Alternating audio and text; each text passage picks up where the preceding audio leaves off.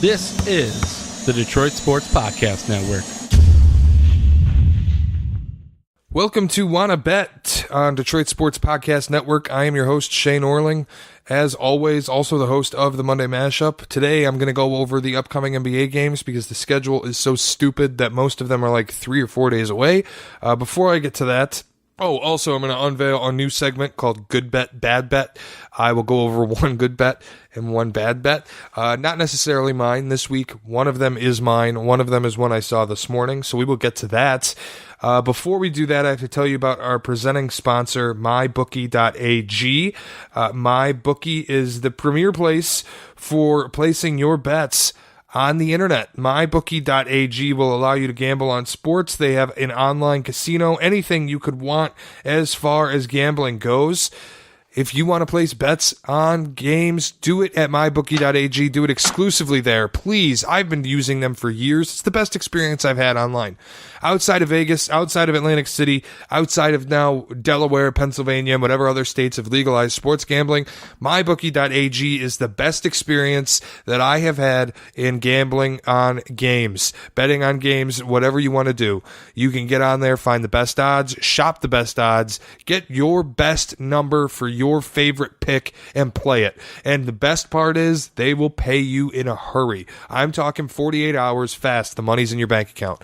You win, you play, you win, you get paid at mybookie.ag. And when you sign up, if you use promo code DSP, we will give you 50% of your deposit as a sign-up bonus. We will match up to $1,000. So if you deposit $2,000, we're giving you $1,000.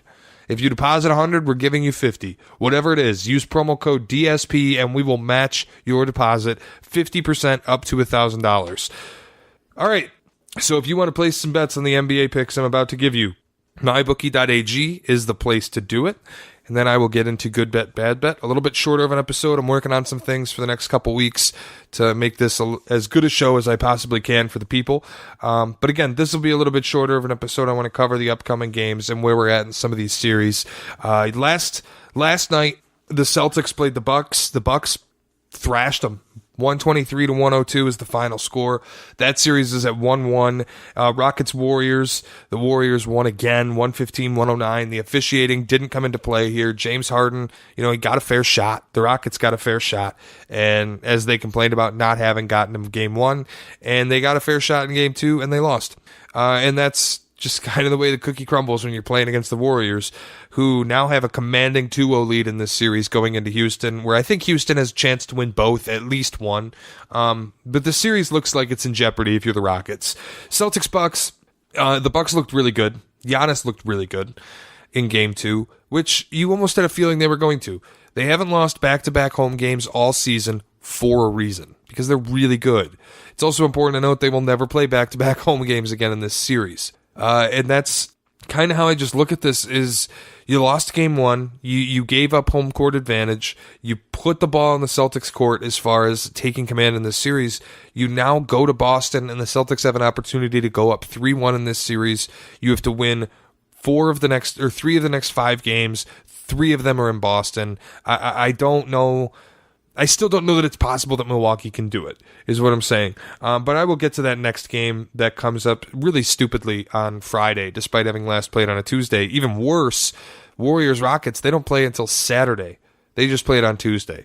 The NBA schedule is so stupid. It's good for this podcast because it allows me to distance my picks from the date a little bit, but it's really just, it's greed is what it is. There's one game tonight at 9 o'clock. One game. Like, why don't you have the Sixers or the Raptors playing their game 3 tonight? Their game 4 tonight. Game 3, whatever it is. Yeah, game 3 tonight. With, the series is tied 1-1. They had an off day yesterday. Now today, have them play the next game. Instead, all we have is Portland and Denver, which I'll get to in a minute. But again, the scheduling I'm getting off topic because it irritates me so much that the scheduling is the way that it is, that they have all of these rest days in between travel for whatever reason. Like Sixers Raptors will play again tomorrow, but their last game was on Monday. So they play Monday and Thursday, but the Celtics play Tuesday, Friday, but then the Warriors and the Rockets play Tuesday, Saturday. Like, it makes no sense. The point is, it's greed. It's the NBA figuring out how to maximize their ratings because their ratings are down 30%. So instead of having to battle with games, like instead of having one game on at the same time and other ones on, why don't you just put one game on for the entire night, put it at 9 p.m.? Because again, tomorrow, only one game. Friday, 2 games, 8 and 10:30. Saturday, only one game at 8:30. Like, just play more games. They set it up so that they have these nights where they only have one game or where they have the Celtics and the Warriors playing on the same night. It's greed. Like the way that they have the 2 best series always on the same night. It's greed. Anyway, for tonight's game, Portland and Denver. Portland lost the first one, 122 to 113. I have it in front of me. I'm pretty sure that's what the final score was. And it felt like it wasn't even that close. And what I mean by that is it felt like Portland got beat worse than by 8 points. Like, they lost 121 to 113 was the final score. Damian Lillard had 39 points. He had a pretty good game, but it didn't feel like Portland was really ever in it. Like, Harkless had 2 points. Aminu had 2 points. Like, nobody scored outside of CJ McCollum, Damian Lillard, and Enes Kanter, except Rodney Hood. But it wasn't, even though Damian Lillard scored 39 points, it was on 12 of 21 shooting and only 4 of 12 from deep. Like, it wasn't ever really Dame time. And it never felt like it was that close. That said, I think if you want to my goodness, can I not speak? I think if you want to bet this game tonight, the best way to bet it would be Portland.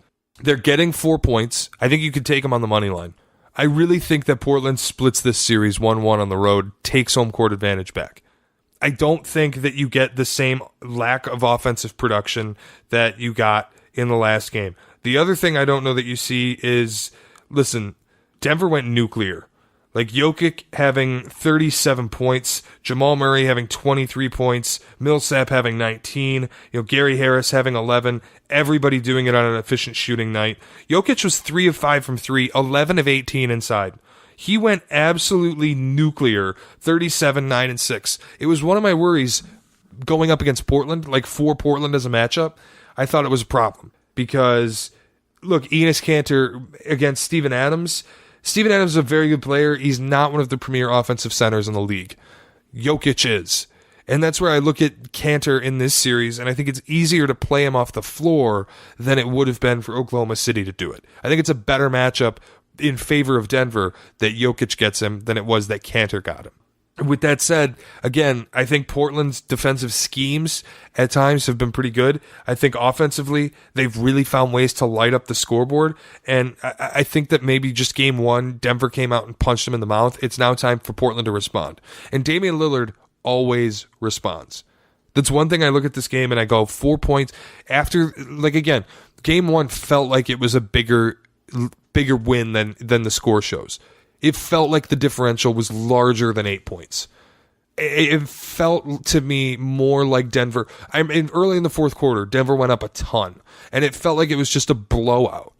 And it wasn't, but it felt like the game was never close. So when I look at the spread and I see 4 points, that kind of tells me this game might be a little closer than game 1 was. Maybe Portland just got overwhelmed in the moment of going to Denver. It's game 2. Denver's deeper in the playoffs than they've been in a long, long time. Or game 1, and they have home court. They have, the place is loud. Portland got caught in the moment, which doesn't usually happen. But it looked like that game 3 in Oklahoma City a little bit. And now, I think tonight Portland comes out a little more calm, cool, and collected. A little more Dame time, and they get the win. And I think that they go home. Back to Portland, 1-1, home court advantage. This is a series that I think Portland really has a shot at winning. I like Denver. I like that they were able to beat San Antonio, and I like how they did it. It took grit, but this is a series to me that I think Portland is really capable of winning, and I think especially tonight, if they do finish a game tonight and they do take the second game of this series, they really, really have a shot to win this thing. That's one of the things I look for when you're going for the upset. Can you split on the road in the first 2? If you can, then this series is underway. It's like what Kevin said last week on the mashup. The series doesn't start till the road team gets a win. If Portland gets a win tonight, the series is on. That's the same thing. It's why I'm not super crazy freaking out that the Bucks blew out the Celtics last night. The Celtics got a road win. They did their job in Milwaukee. Series is on. That's the whole thing. That's all. So that's all I ask from a team, and I think that Portland gets it done tonight. I think Portland's winning this series. And then I look at Toronto and Philly tomorrow night. Toronto's a 1-point favorite going into Philly. I would take Philly to cover, and I don't know if it's the smartest thing by me, but again, we keep saying series, when you win a game on the road, that's when the series starts. Jimmy Butler showed up and showed out in this series, in this game 2. Jimmy Butler went off, and he proved, look, I'm the first to say it. After game 1, I thought the Sixers might get swept. Jimmy Butler came out and put up 30 points on 9 of 22 shooting, got to the free throw line 8 times and hit all of them. Jimmy Butler showed that he's a man, that he's going to battle inside, that he's going to get to the bucket, that he has no problem putting this team on his back and winning games, which is what he's done his whole career if you think about it. And now he can do it for Philly. And this convinced me that Philly can keep themselves in this series. That said, I might change my own mind here. I might talk myself into Toronto. Toronto only lost by 5 points. And this, again, is a game where early on, Philly was lighting them up. Philly was up 20, I believe, at one point. I mean, they won the first quarter 26-17. They won the second quarter 25-21. They were blowing them out in the first half. And then you look in the second half, Toronto won both quarters. Philly didn't play a complete game. And I am going to talk myself into Toronto because Kawhi Leonard, again, played really, really well. And I said, I think this is Kawhi Leonard, 35 points on 13 of 24 shooting. You know how many games you're going to lose when Kawhi Leonard hits 13 of 24 shots and scores 35 points? Not many. Not many at all. So I look at this series now, and this game in particular, yeah, I think Toronto's winning tonight or tomorrow. I in fact, take the point because looking back on it, I do still believe Philly loses this game in 5 to 6 games. The fact that Toronto's favored, at first I looked at that number and I thought, it's a little weird but it scares me more for Philly. Like, you're going home, you're a home dog. That scares me more for Philly than it does anything else. I would take Toronto in that game. And then moving to Friday, when you have Celtics Bucks, and then again Nuggets Blazers. See, the Nuggets and the Blazers play every 2 days. But other teams take 3 or 4 days off. It makes no fucking sense, this schedule. But the Celtics and the Bucks, the Celtics coming home, they're 2-point dogs. Take them. Lay the points. Lay the points. The total's 220. If you want to take the over, take the over. But lay the points in the Celtics. I'm telling you they're winning game 3. Without a doubt. You have Kyrie Irving going up to the podium after game 2 and saying he's looking forward to it. Taking all of the blame for the loss. I'm looking forward to game 3. It's going to be a smooth 40 points for Kyrie Irving. Take him. Lay the points. Like, it's a no-brainer. This is one of the few locks I will have on this show. No-brainer. Celtics -2, game 3, no-brainer. Take them. You look at how they played in game 1, you look at how they played in game 2, huge disparity. I think it evens out. You're at home, you hit more of the shots, maybe get Jason Tatum involved a little bit. Al Horford playing really good basketball. Kyrie Irving's not going to play as badly as he did in game 2 again. Like, he's just not. He's not going to have that game in back-to-back games in the playoffs. No, he's going to go for 40. In fact, if the over-under comes out on Kyrie and it's like 28.5, smash the over. Because I really see a 40-point game coming from him. And I've been watching this team all year. Nuggets and Blazers, game 3. Again, going home, I'll take the Blazers. But I got to see what happens in game 2. If the Blazers lose on the road in game 2, it's a desperation moment in game 3. It's a must-win thing. If they win, all of a sudden it becomes a more even kind of matchup. But I think either way, Portland going back, game 3, it's a loud arena. It's a really tough place to play, the Moda Center up in Portland. I would probably lean Portland in that game, no matter the result tonight. And then on the 4th, on Saturday, 5 fucking days from now, however long it is, Warriors and Rockets. Rockets are a 4-point favorite at home. I do think that they win game 3. It's a desperation game, like I was just saying. If Portland loses, they're down 2-0. They have to get this win. And I think that they will. And I think that they'll come out and finally give Golden State that mouth punch and turn this thing into a series. Again, we always say it's not a series until the road team gets one. If the Rockets can take both at home and take this thing to 2-2, then maybe steal game 5, you're looking at a series. And you're looking at a series that I think this series still has potential to go 7. It doesn't look great right now with the Rockets down 2-0. It doesn't look great. And Harden needs to play a little better. The eye injury definitely hurts. It definitely hurts for the team that Harden got poked in the eye by Draymond Green and had to miss a lot of the first quarter. But still, 9 of 19, 3 of 7 from 3. You got to be better than that. And as a team, they have to be better than that. Because they just, in this series, they haven't shot well enough from 3. 11 of 36 last night from 3-point. For Golden State, the Rockets, 17 of 40. If you're going to take that many threes, that's not a terrible percentage. But if you're going to shoot 40 threes, you should be winning games.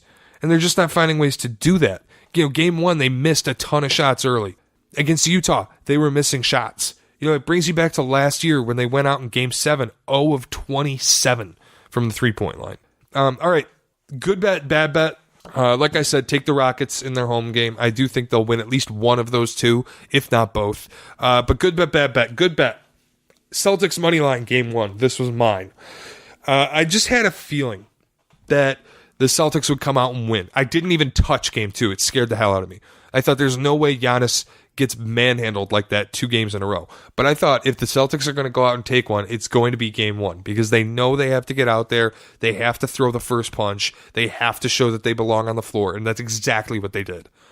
In a series that a lot of people were saying Bucks in 5, the Celtics came out and rewrote that in a hurry by punching Milwaukee in the mouth, blowing them out on their own floor. And, after that, it doesn't even matter what happens in Game 2.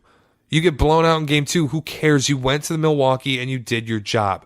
My best bet was Celtics money line in this game, Game 1 of this series. Because first of all, the number was beautiful. I think plus 215. So I won a lot on it. And second, it was just, to me, it was an obvious win. Again, they had to go punch them in the mouth. They had to go prove that they belonged in this series, in a series where a lot of people were kind of giving them disrespect. I kept hearing about the Celtics love on social media, and I didn't really see much of it.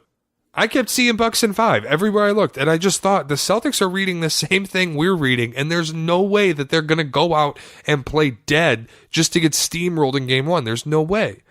And it was a close game at the half, and the Celtics came out in the second half and said, look, we're going to kill you now. And they did. In Game 2, again, it doesn't matter to me what happens because you went and you did your job. So now let's get the series going in Boston. And then, again, I would still bet Boston to win this series. I know I said last week, if you have value, if you look for value in your bets, Boston winning this series is a very good value bet. I wholeheartedly stand by that. And then bad bet. Story from Gil Alexander, the host of Beating the Book podcast, says someone at the Aria Sportsbook had $55,000 to win $50,000 under 221 for Warriors Rockets. They doubled down on it when the number went to 221.5. They took $55,000 to win $50,000 on 221.5. So they had $110,000 staked to win $100,000. The total was at 210 with less than 45 seconds. The over-under he bet was 221.5. Ladies and gentlemen, welcome to gambling. 14 points were scored in the final 45 seconds. The total ended at 224. With 45 seconds left on the clock, this guy's looking up and going, he is absolutely locked in to winning $100,000. And in 45 seconds, he lost $110,000. That is the bad bet of the week. Don't do that. Don't be that guy. Don't double down on a total. I hate betting totals to begin with. They're so finicky. And this guy doubled down on a total and lost $110,000 because the flukiness of them in the final. One of my best bets of this playoffs was the over on Celtics Pacers Game 4. And I think the over was 204 and it was sitting at 194 with a minute to go. And for some reason, the Pacers kept fouling. And I was amazed, but I hit the over. This went exactly the same way, only backwards for this guy who lost $110,000. All right, that is Wanna Bet for this week. Again, a shorter episode, but I will be coming up with some more content ideas in the next coming weeks. I have some things cooking so we can get it going for the next couple weeks. Thanks for listening. See ya.